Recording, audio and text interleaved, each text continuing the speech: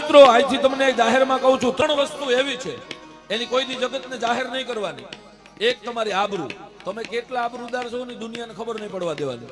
એક તમારું ધન, તમે કદાચ બુડી ગયા હોય ને તો દુનિયાની સામે તો ફોર્ચ્યુનર લઈને જ ફરજો, નકર આ દુનિયા તો એમને કાઢી નાખે એવી છે.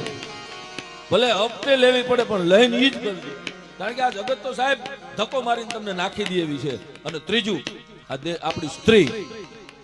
આ ત્રણ માથે આપણા વડીલોએ કીધું પડદા રાખવા. તમારી પાસે કેટલો માલ છે એ જગતને ખબર ન પડવી જોઈએ, તમારી પાસે કેટલી ઇજ્જત છે એ તમને ખબર ન પડવી જોઈએ, તમારી સ્ત્રી કેટલી રૂપાળી છે ને દુનિયાને ખબર ન પડવી જોઈએ. આ તો ખબર પડી ને એટલે ખરાબ બનાવો બનવા મળ્યા છે, બાકી ખરાબ બનાવો ન બને સાહેબ.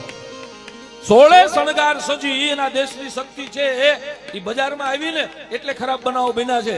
સ્ત્રીને 16 શણગાર સજવાની છૂટ છે. આપણું લોક સાહિત્ય કહે છે 16 શણગાર સજવાની છૂટ, પણ ક્યારે હાંજ ઢળી જાય, આખો પરિવાર છે એ બધા પોતપોતાના કામમાં ધીરે ધીરે બધા આરામમાં વયા જાય, પછી પોતાના કંઠને રાજી કરવા, એના પતિને રાજી કરવા 16 શણગાર સજવાની છૂટ છે.